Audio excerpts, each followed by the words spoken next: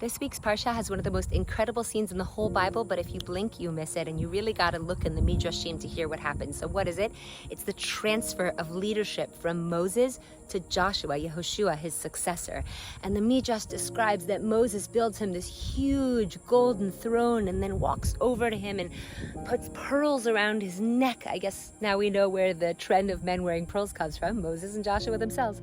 And then he gives him these purple silken robes and then wraps him in a talit and puts this like hat, crown, kippah upon his head. And then not only that, but he gives him smicha. This week's parsha is the source of smicha, and Moses rests his hands on Joshua's head, transferring to him his spirit, his wisdom, and even his glow.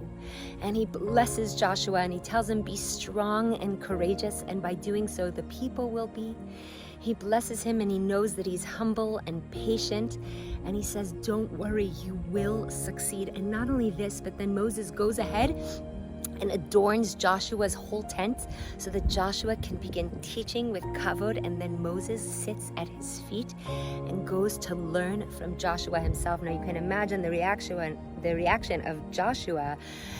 It says he was trembling, that his whole body was shaking, because he's receiving this honor from his teacher and this enormous job to take the people into Eretz Yisrael.